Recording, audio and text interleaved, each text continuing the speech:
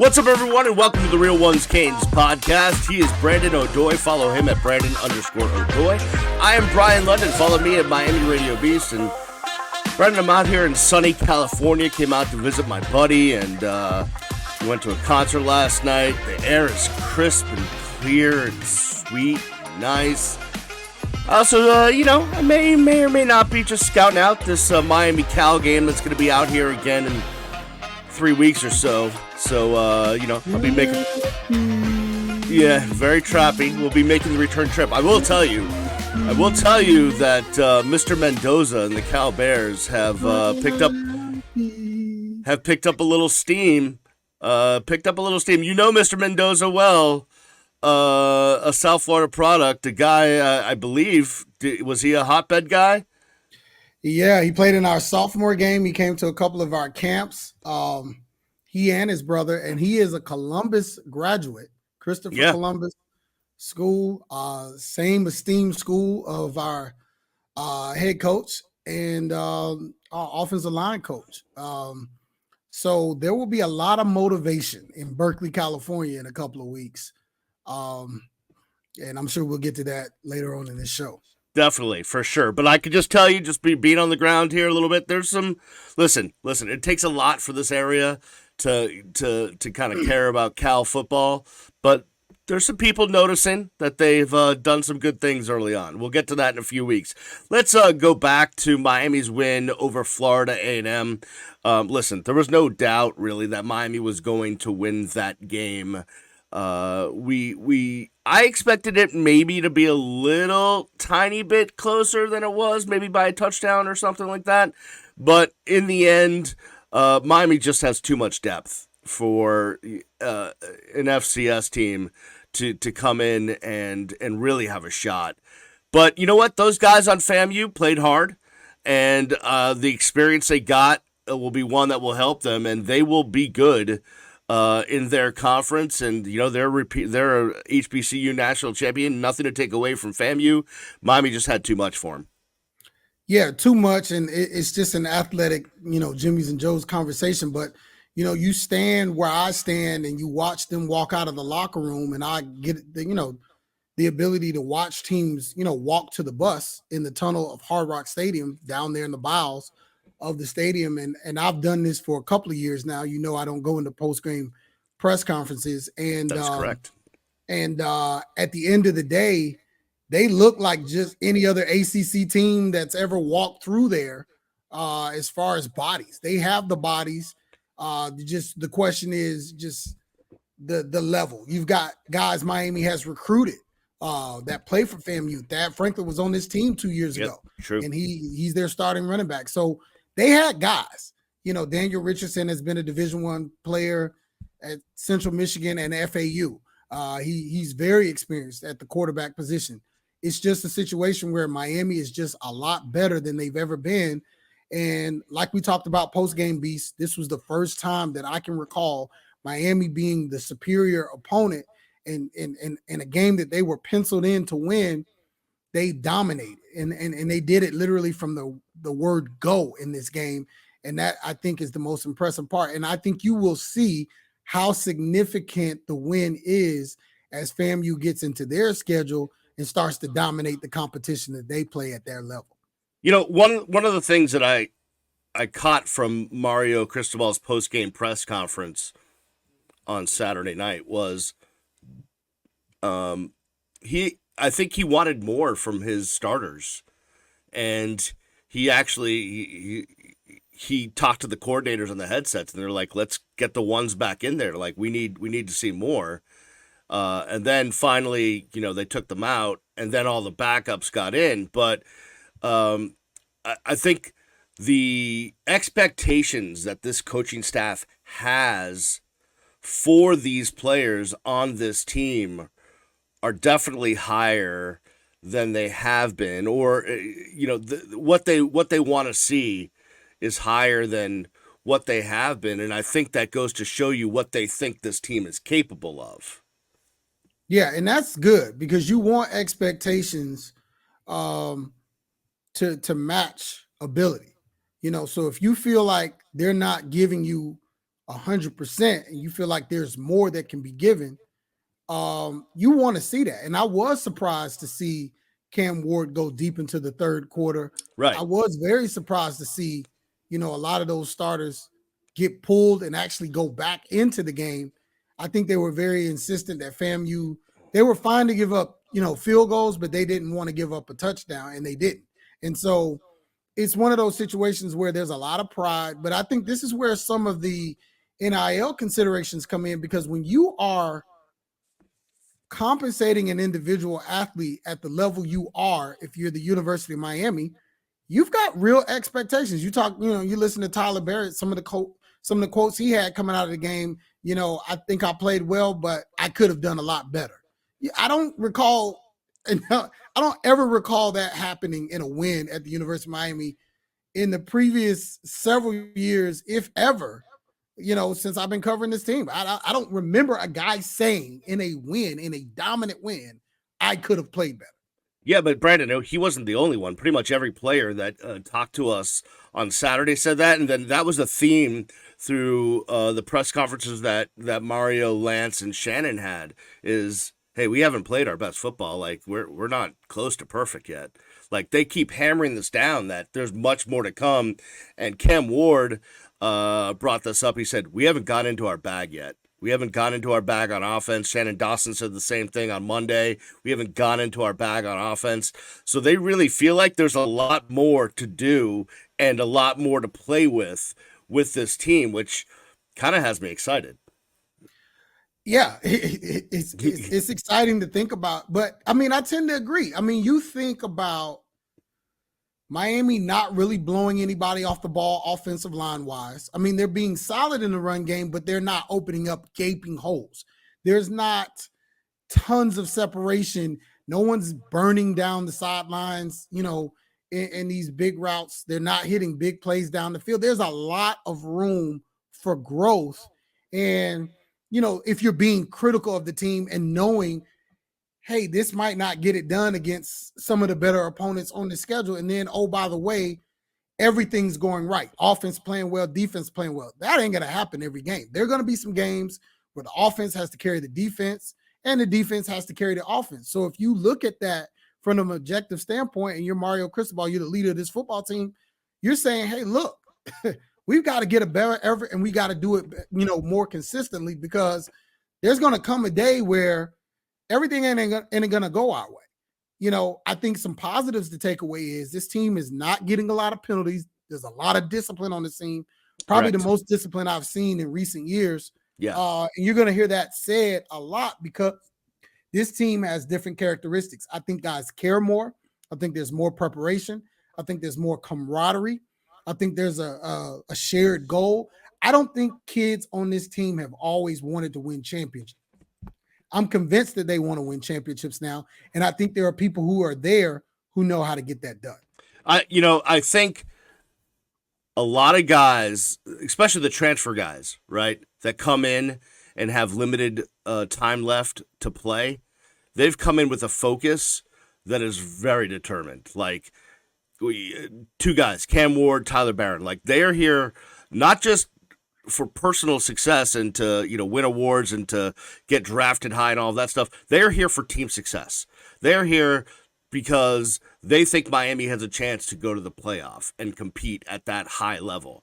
That was made abundantly clear in talking to these players over the last 2 weeks. Like they're on a mission, man. Like this is not time to fool around. These guys, like, you want to call it a mercenary thing. They have come in to be professionals and get this done. And I think that is going to trickle down to the rest of the team, even to the freshmen, where, a lot of these freshmen have a much more mature attitude towards the time they do get on the field, like a guy like Zaquan Patterson, who accepted the responsibility to play some meaningful snaps on Saturday and was in the right place at the right time and made some big plays. And I think you're going to see more of that because it's coming from the top in the student leadership. Leadership is something that this team hasn't had, this program hasn't had in abundance for some years now. I mean, We've had a lot of watch me, leaders. I think you have a lot more vocal leaders. I Right. think your leaders are not your. I think your leaders are your best players for once. There have been a lot of leaders who haven't necessarily been guys that played. I can think of some locker room vultures, some culture vultures that this team has had, popular guys, and that will turn your program upside down.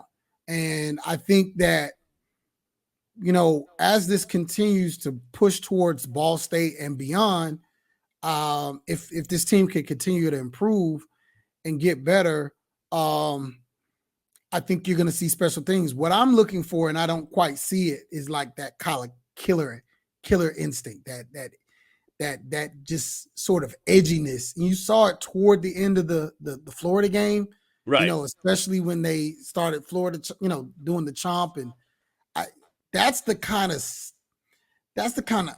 that those good teams have, and it kind of gets under the skin of the opponent, and you got to see that in every game, because these kind of games where you're going to come in and pretty much win, you don't grant yourself a win, but it's like a 95 to 99% chance. Yeah, you can kind of get a sense in these games, like we don't ever want these guys to ever think they can be on the field with us, And so to some degree, they came out really quickly with that. They scored pretty quick with Arroyo, your boy, and Yep. but the thing is, I can't wait to see when Miami needs a play on third down, when Miami needs somebody to step up on defense. Like, who are going to be those guys? Because I still don't think we know, because there's not been a close game played, and I don't think there's going to be a close game. If they play the way they've been playing, there may not be a close game until Louisville. Well, you bring up something that I actually wanted to bring up, which is, Ball State is going to be a one level up from FAMU. Sure. And this is a game where in the past, Miami may have had trouble, may have come out slow, right? I mean, it's not a sleepy nooner. It's a 3:30 game, but this is the exact game, right, where Miami may have lollygagged through the first half of a game. And I think this is an opportunity for them to come out and immediately go from 0 to 60, put that pedal to the metal, and show like, hey, yeah, we do mean something this year. Yeah, and I think if you're a coach, and if I'm a coach at the University of Miami right now, I want this to be 0 to 60, because I want to get a chance to develop my bench, because I lose a Ruben Bain in the first series at Florida. I'm now playing a guy way more than I thought, which means that guy's backup is all of a sudden, he's in the rotation now. Yeah. So I need to develop this depth, and I need to get these plays on tape and put these guys in positions outside of scout team, outside of 13 reps, to see what are they going to be like when stuff actually matters and on the field. And the good thing is you're seeing a lot of, really young players contribute early, guys in their true freshman and redshirt freshman's years. Federic comes to mind. He's been outstanding. Really good. Well, I want to ask you, I was going to ask you about two freshmen, actually. Sure. One, we expected to come in and do big things. Another one, it's a little bit of an interesting story. So first, let's start with the latter, the interesting story. Robbie Washington comes in as a receiver, and I know that he's experimented with playing on the defensive side, but now they've moved him to cornerback full time. He's going to play there, play some nickel as well. And for the young man to accept that transition shows what kind of character he has. But what are your thoughts on that position move? Well, Robbie's been an athlete from the word go. I mean, he's a football player. So, he and his brother, have tremendous talent. They've had some character issues in the program, and I won't get into those, but those have been some of the things that have kind of kept their playing time, at a minimum. But they were important recruits, because in Mario's first real class, they were the first guys to sign on, and they actually had pedigree. They had 3-star rankings. Sure. And they were local guys. And at the time, they were an offense and a defensive take.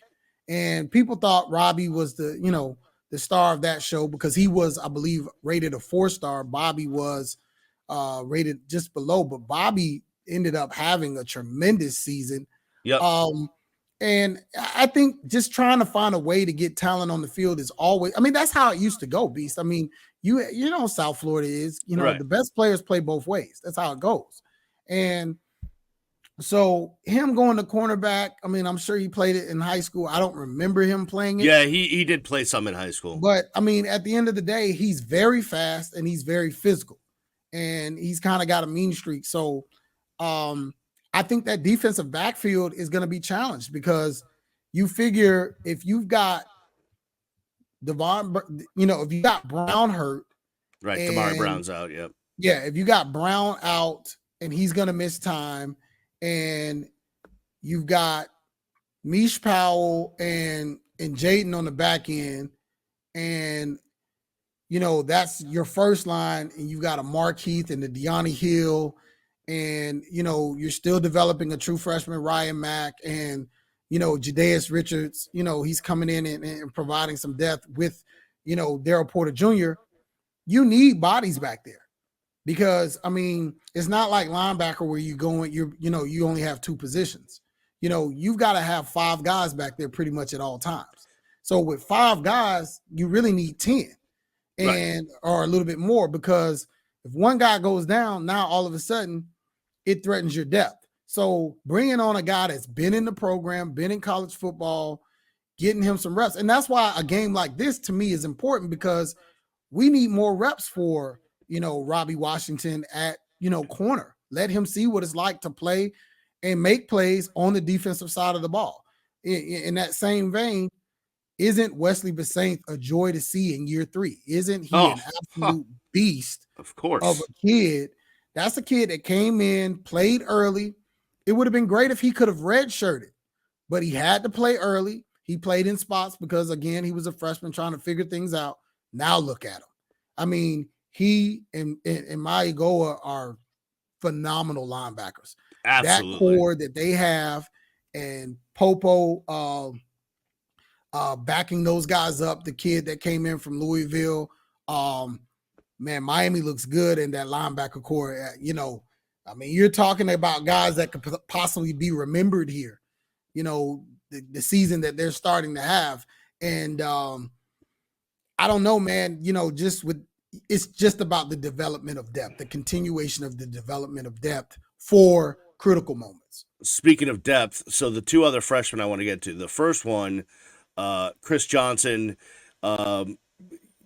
showed that he can catch the ball out of the backfield, and that kind of motivated some media members over the course of the last couple of days to ask Shannon Dawson and Mario about him, and they're really impressed by his versatility in the backfield, and that's a crowded room, man. That running back room is a crowded room with talented guys. But if he can make a case to be out there in situations where they need a running back that can catch the football, that's great for him to kind of find his niche in the offense. You know, I think that goes without saying that's important. Yeah, CJ is actually a redshirt freshman, but a freshman nonetheless, and he's a guy that I think plays the Brashard Smith role. You know, Smith goes on to SMU, picked up a few more NIL dollars. But what Dawson did with him last year, ran the ball with him, which is what he was used to from his youth and his high school career. They got to Miami and they put him at wide receiver. That's a position he had to learn. So I think what you're seeing is the reverse. You know, Chris Johnson Jr., his dad was a big-time running back at Oregon State. He was a running back at Dillard High School. So now he has the ability to flex out and get into the slot at times. And that's what makes him incredibly dangerous because you don't know whether they're going to give him the ball on a jet sweep. You don't know if they're going to throw a screen to him. He's really fast, and he has the kind of home run speed that Damian Martinez has that if they get a crease, you can forget about it. And there are not that many people on this team that have the kind of speed that he has. And so I think they're going to kind of wheel him in, trickily come along. And it's an embarrassment of riches on offense of guys that, you know, can do special things. And that's what I think Shannon Dawson is building up to. Whatever you take away from us, when you see us, you're not going to be able to take away Xavier Restrepo, Horton, Sammy, Jacoby George, Arroyo, Lofton, CJ, Martinez, Fletcher, Jordan Lyle. Like it's just too many people. So Zay, and that's with Cameron Ward. And I didn't even mention the guy that actually makes it go. right. So give me what you got. Okay, this is what you're giving me. Okay, this is going to be the Isaiah Horton game, or this is going to be the Chris Johnson game, or this is going to be the Damian Martinez game. Dude, Cam Ward started that game 6 for 6, and he threw to 6 different receivers to start the game. I have not seen since I have been covering this team. This is year 13 for me. I have not seen, like, the tight end position was inexistent, and now all of a sudden did not exist. Yeah, you have 3 guys that it's like, I talk to parents of kids who play on the team all the time, and I had to give them the understanding. I said, yeah, you've got a receiving room, but you also have got like a tight end room now. That room like kind of had the lights off. Like the only person who got targets last year was the veteran. right. Like they didn't throw to Arroyo. Like they didn't throw to the young man. Riley Williams got a couple targets. That's about it. Yeah. But they were insignificant. Now, Williams, the OG got the first touch. I mean, he got the first touchdown. And Arroyo gets one this game. And, and they threw to Lofton a lot late in the Florida game. And, it's just, there's so many things possible. It's hard to really talk intelligently about it because it's like, which direction do you go in? It's like 285 in Atlanta. It can go off 50 different ways. You don't know. It's like being on the Boston roadway. It's like I call you, man, what in the world is going on in your city, man? Like I can't get around. It's literally there are a million ways to go, and you don't know which one, and none of the roads make sense. Brandon's texting me to the people who designed it, and that's what this offense is. It's like I can go a million ways. You take that roadway away, you block that, no problem. I got 3 other ways to go to the same place. Brandon sent me a text from my hometown of Boston. Hey, where can we get lunch? I gave him a place. And then like 5 minutes later, it's like, man, what's with the roads here? And I'm like, well, they were all designed in like the 1700s. So yeah, it doesn't make sense. No, anyways. It took me an hour to go 2 miles.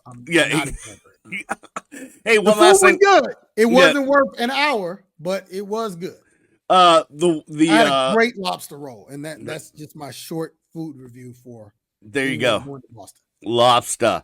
The one last thing I want to get to is Zaquan Patterson. Lance Guidry said, listen, we're going to get him in. He's going to get, a certain amount of plays every game. We got to get him ready. And he showed that he is getting there. He made some pretty good plays. He was very decisive in his movement. His reaction time was very quick to get to the football. Glowing reviews about the time that we saw Zaquan Patterson. The thing is, I think because they know if Mish or Jaden goes down, Zaquan's the most ready to fill in that gap. Williams has done a decent job in time, but I just think they know if we lose one of our primary guys, we've got to rely on Zaquan and we've got to bring him along. But I can tell you his face was as long as my kitchen table after the Florida game because he did not see the field.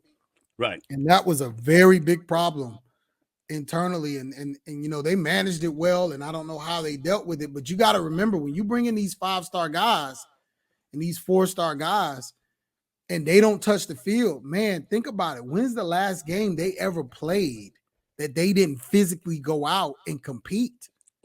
That takes some real getting used to. And probably for those guys, Brandon, for those guys that are that good, it goes back before middle school. I mean, like every game, depending on every game that they've ever played, they've been that talented. Yeah, and I just think, there has to be a lot, and I don't know what goes on. I'm sure they managed it because they had a good attitude, but I was there when they walked out of the locker room in Gainesville, and there were some long faces on some of these, Hurricane freshmen. They're not used to, and that's going to be your issue. Success can be something to manage because, hey, man, we just don't need you. Like, I mean, it's just like we don't we want to be able to reload. You know what I mean? Like, thank God for 4 games to redshirt, because like nowadays you can play a guy for 4 games and then still preserve his year of eligibility. I think what this program is going to go back to is 3 and outs. You know what I mean? But yeah, there were some long faces. So you do need this game to kind of get out of hand quickly. You need the offense to kind of manage it, everybody to play well, so that you can start getting back to letting some of these younger guys get their reps and developing your depth. Yeah, we're going to take a break. On the other side, Mario actually touched on this subject. Excuse me, and I'll bring up how he presented it, and I think we're going to see a little bit of a change there. The other thing I want to talk about is the return game. It's something that Miami hasn't had in a while. We gotta kind of look at that. So we will do that and more on the other side.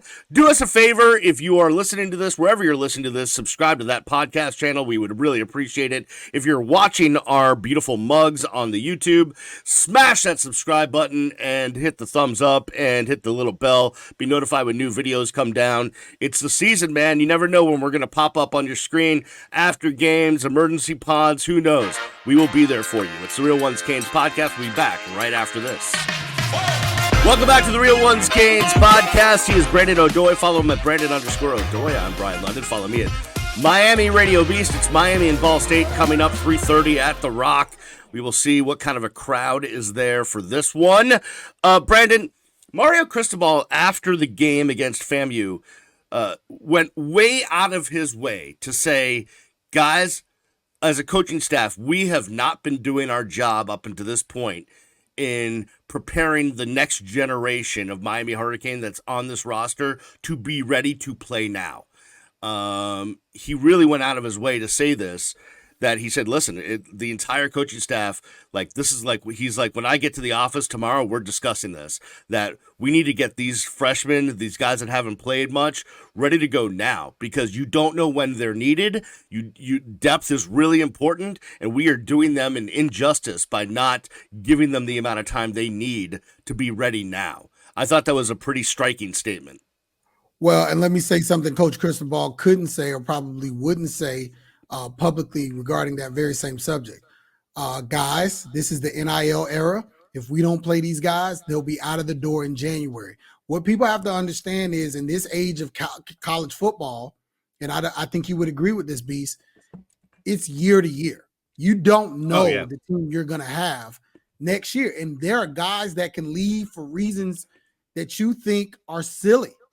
Kobe Young walks out of the door. This guy was going to be, with Cam Ward and Kobe Young, I mean, you're talking about all kinds of things right now as far as what's possible for this team. And, at the end of the day, is a Sammy Brown even necessary? If you have a guy that's on your roster that is starting for the University of Georgia, the number 1 team in the country. So you've got to develop for depth, and you got to make sure these guys have a reason to want to sign back up. Because win or lose, you cannot tell a guy that's been playing his entire life that he's not good enough to play, or he sits on the bench.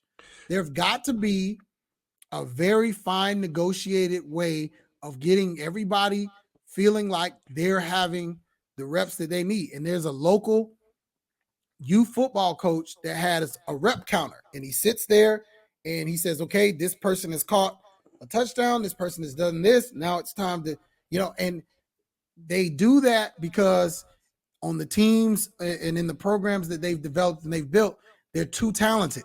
And if they don't feed their talent will leave. And there's so many options in South Florida. So the negotiation of how, it's great to be talented and super talented and have lots of depth, but in this transfer portal age, you can't sit and rely on it, because you can be what Florida State was last year, and then you can turn the page from just a year and be what Florida State is this year. And you could be looking around saying, where is everybody? Yeah, it's. I'll be honest with you. I don't know how they manage it. I honestly don't. I don't know how they manage just the regular politicking and all of that stuff, drama that comes with, teenagers and 20-year-olds on a college campus, and then add in all the NIL stuff. I don't know how they do it. But that's why they have extra staffers and so many staffers now. Well, it's not easy. And from what I know, guys want to figure out what guys are getting paid. They tell them, and it's contractual in a lot of instances, you are not allowed to talk about your contract. But guys want to know. Guys can tell based on what other guys can afford and what they're buying and what they're doing. And it can become a contention point between teammates. The best teams will figure this out. They'll structure deals to be similar. They'll have scales for incoming guys and transfer guys, and they'll prioritize positions. The majority of the money at the University of Miami is on the interior and at the quarterback position. And that's how the team is built. The further you get away from the center of the ball, the less money you see guys making. And so at the end of the day, it is something that has to be managed. Miami does a really good job of it so far, and they're one of the leaders in this space. And partly is because they've figured out how to offer guys on the same team the appropriate amount of money to stay within their budget and to still make them happy. But don't think that there are not contention issues. There are guys that thought they were better and they left and they got more money. It didn't necessarily serve them better or well. There's not a guy who was on this roster last year outside of Kobe Young that I think Miami might miss. And no, and that's got to be a positive. That means you upgrade it in every way possible. And so at the end of the day, you look at, even losing a Kobe Young, you have the benefit and the blessing of having an Isaiah Horton who, kind of gives you that big target that is fast and kind of, somebody you can kind of throw a 50-50 ball to. So you don't fall all the way off the map. But at the end of the day, that's what you want to develop, because you are losing Tyler Barron. You are losing Cam Ward. You are losing, Mish Powell. You are going to lose a lot of these kids in January. And or after, the last football game, wherever that is. So you have got to make sure that you give yourself the best opportunity to retain the talent that you need, not to have to start from scratch. Yeah, it's I can't even wrap my brain around the new college football, but I'll get there at some point. Hey, speaking of Cam Ward and 1 year, we did see Reese Poffenbarger for about a quarter and a half. He looked okay. He looked, didn't steal a freight train. Obviously, he's fast. He's not Cam Ward, but he's pretty fast. He's athletic. I think he's got a decent arm. I can't wait to see him more throughout the season. Pretty much it's accepted that Emory's gonna redshirt. So that means, because he should have redshirted last year. So right, exactly. Yeah. So it looks like Judd will be the third stringer. He came in for 1 or 2 plays as one of his 4 games. I said to someone, and I don't know if you heard me. I heard you. I said, I heard you. I probably shouldn't repeat this, but I'll do it. I said that may be the one time that Judd Anderson plays at the University of Miami. So if you were interested in Judd Anderson's career here, hopefully you caught those few minutes at the end of the FAMU game, because you may never see him again. Listen, I asked this question in the press box, and I asked it down in the press conference before Mario came in as well.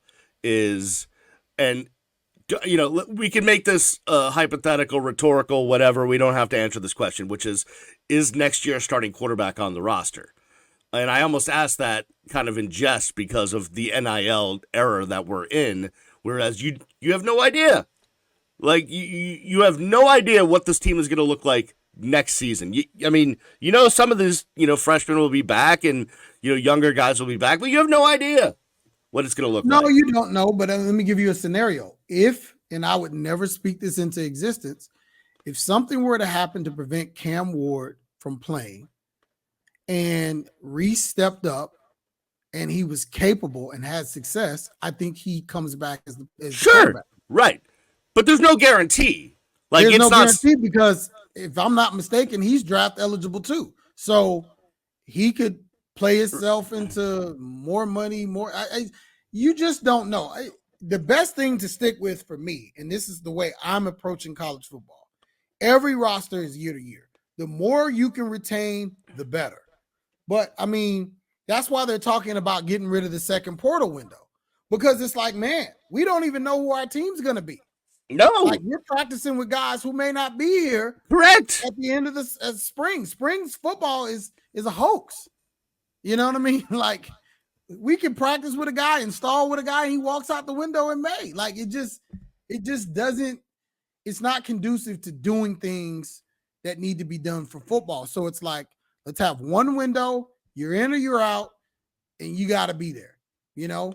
And I think that's what they're getting ready to get rid of. I read something about it. I don't know how true it is. You probably know more, but no, I mean, I saw the same thing that you saw. Yeah. Because it's like, I mean, people, because you were like, hey, let's talk about this team. And I'm like, what team? We don't know. This team could, I mean, what are we talking about here? This team could still walk out of here on us. Well, I mean, listen, the University of Miami had to basically bribe a quarterback to play in their bowl game because they didn't have any other options. I mean, that's where we are right now. Well, and on that, I did hear some insight. Miami did not want Ja'Carri to leave. Did not. And that's from the most reliable place that you can find it from. I can't get into the reasons, but they were not excited about him leaving. So why do you think he left? I mean, the underappreciation of talent level, development, opportunity. I mean, I don't know why you don't play him more. Like after Emory went down, going back to Van Dyke to me seems strange because what good did it do you? Yeah, it did not. He ended up leaving. I don't think he was given enough of a shot here, and he probably felt the same way. But I mean, it's neither here nor there because he wasn't going to play in front of Cam Ward. Well, no, true. And I think all you do is keep Reese Poffenberger from coming down. Right. Like, no, that's exactly. If Ja'Carri is still here, then Reese isn't here. I mean, that obviously. Because you do need two quarterbacks these days. But I would love to see what Ja'Carri Brown looked like after a year studying under Cam Ward.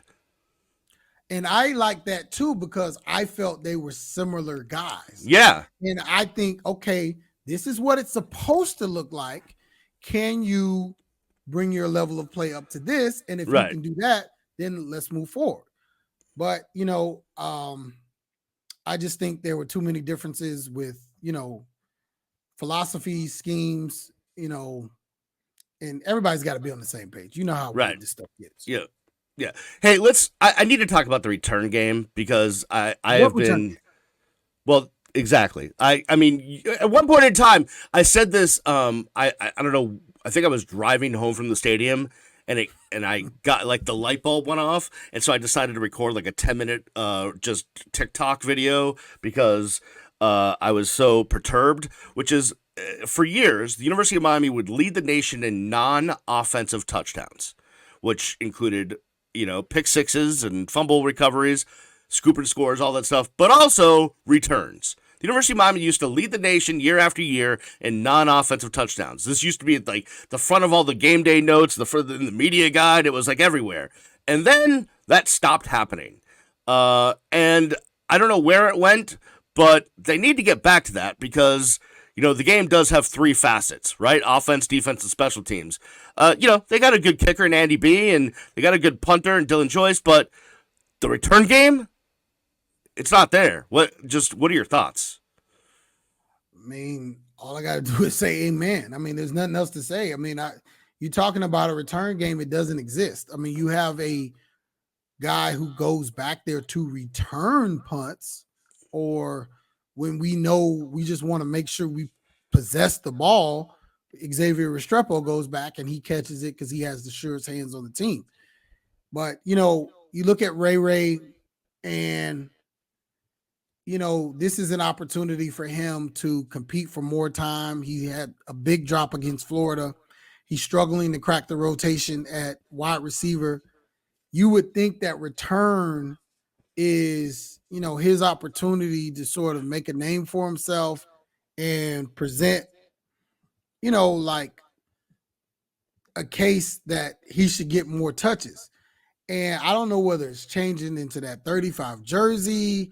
I don't know what it is, but it's not that he's done a bad job. It's just he's not done a job.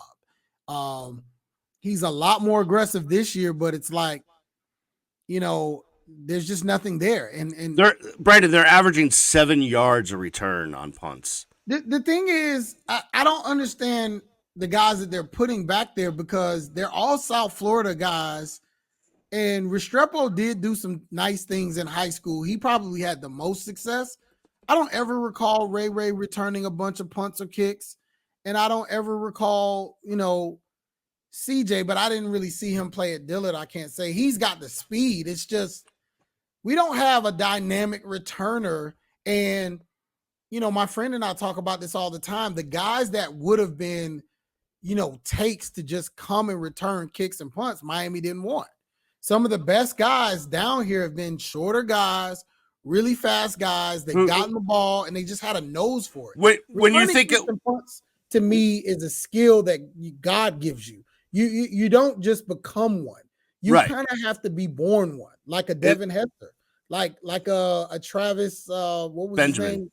Yeah, I mean those guys. They had a gift for that. And even Duke Johnson was one of the best punt returners I've ever seen. Let me ask you a question. In the last 5 or half dozen years, who's a kid that you could think of that played high school football in South Florida that could return? That was a speedster.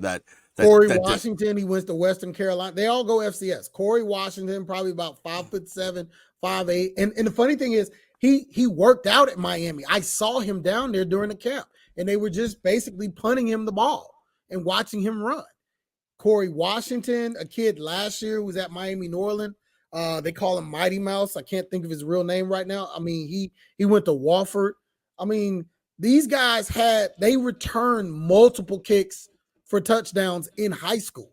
Right now, Javari Flowers at Miami Northwestern has got to be the most dangerous kick returner, punt returner in the entire South Florida, possibly even the state. He's a 10-4, 100-meter guy. Miami should be at his doorstep. He is the most, he's literally returned a punt in every game that they've played. Every single one. And it's crazy they keep kicking to him. And he's just so good at it. It's just like, don't kick to this guy. He's going to return it.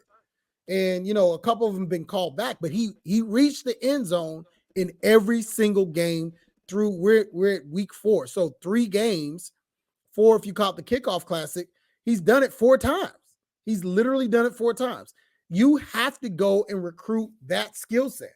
If you don't have a guy, and you only have to do it once every 4 years. You don't have to do it every year where you take a guy that's just a punt returner. But now there are no scholarship limits. So that position can turn the game. You don't have a playmaker there. You're basically giving a play away. And this is like 5, 6, 7, 8. And what if you need a spark? What if you need like an actual return that's going to get the thing going? But, there's just not a dynamic enough playmaker on this roster to make any plays there. I mean, these are straight line runners. You got to have a guy that can make a cut or two, put his foot in the ground, and then get upfield. And Miami has chosen to go in another direction. And that's not right or wrong. It's just they haven't prioritized the position. I know it's a bygone era, so I get we're comparing apples to oranges. Santana Moss came in 1997 as a track guy. He came in on a track scholarship. Now, eventually he moved over to football, whatever. He was wearing number 48, and all he did was return. And then he built himself into one of the best wide receivers that ever played here. But they brought him in for his speed and to return. I don't. It's just Mario so frustrating. Football was reminded about that from someone that he would take advice from recently, and I can confirm that. And it would not surprise me if in the near future you see a kid literally taken just to come and do special teams, because this team does not have and has not had, like, okay, pop quiz to you. When's the last time somebody did more than just fair catch? And actually, what we got to go back to Barrios, maybe. Yeah.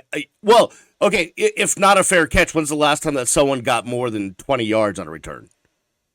I mean, Barrios is the closest guy. Yeah, I guess. Yeah, I mean, I think so. Here, this is what I always think about, right? And this is what caused me to kind of bring this up is, right? Let's say you do get into a close game, and it's a tie game. There's like 2 minutes left. The other team's punting to you. Field position becomes important. You need to get up the field so you have a chance to score and win the game.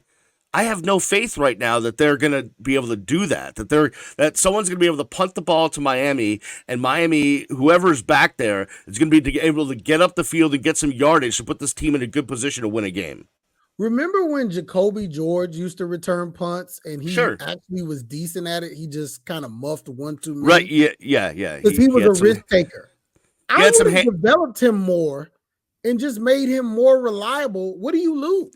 Well, if you're gonna go 7-6 anyway. But what I think I said to you before the season, or it was either at UF or before UF, what I said to you said, like, on the show, I said, the first thing I want is the guy to just catch the ball. Like, let's not fumble the kickoff or the punts.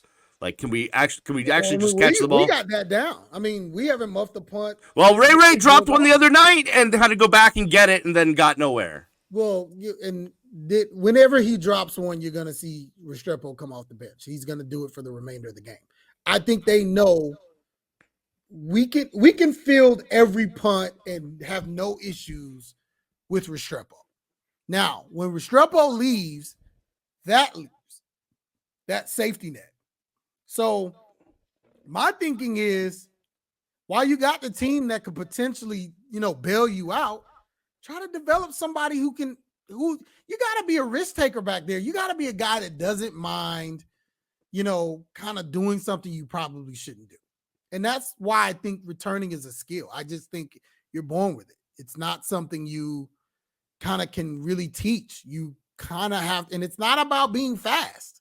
Because, I mean, you can be just okay in speed. Hester was fast as and so was Benjamin, but you had guys and Philip Dorsett. Remember, Dorsett returned a few kicks. Yeah. But I don't think Barrios was the fastest guy. I think he was a gambler. You kind of have to be that. You have to be fast enough.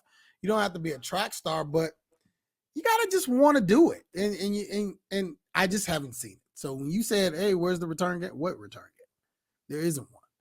And so maybe I'll be proven wrong, but I just think that's a place where you can put a guy like a Robbie Washington or a guy that's really not, he doesn't really have a role. Like, what I'd be interested to see, like, what could Nye Carr do back there? What could Josiah Trader do back there? Like, what could Chance Robinson, like, give some people an opportunity back there that aren't in the regular rotation to kind of carve out a role.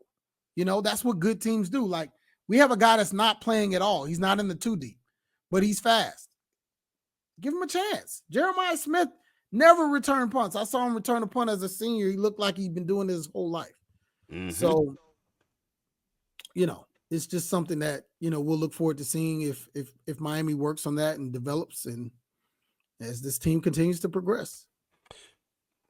Now, when I look at all the recruiting stories that I try to look at, I'm going to find us a returner.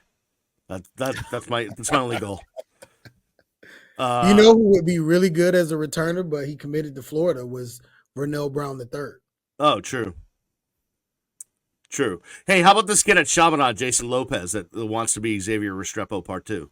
I think he is Part 2, and I think he wears number 7, and I think you got to figure out a way how to get him in this class. He's electric. He's really, really good, man. Right. He's probably their number 1 receiver.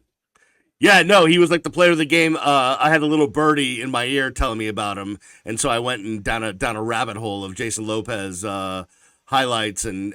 Do you realize he has accolades. Division I offers in basketball at like 5'11"? Like, yeah, he's a legit athlete. Yeah. No, I know. The rumor is, and I hate to put this out, because we are a legitimate media outlet. The rumor is that he's considering transferring to a basketball powerhouse in the days to come. Like post football season. I mean, okay, someone do something, please. I need that kid on my roster. I just want to say that. Brandon, Maybe he can return punts.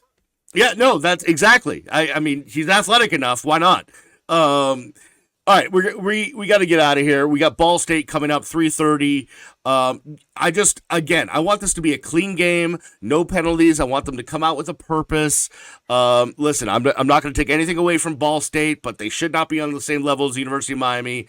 I'd like to, put the pedal to the metal. Get Cam Ward, get the first teamers on offense and defense their run, and then let's get some of these guys in, get them trained up, get them feeling like they have purpose, and get the victory. Agreed. I'll be leaving at halftime, if not sooner. So hope they get it done in the first half, and we can talk about it soon. FIU and FAU, a game I typically don't miss, is played Saturday.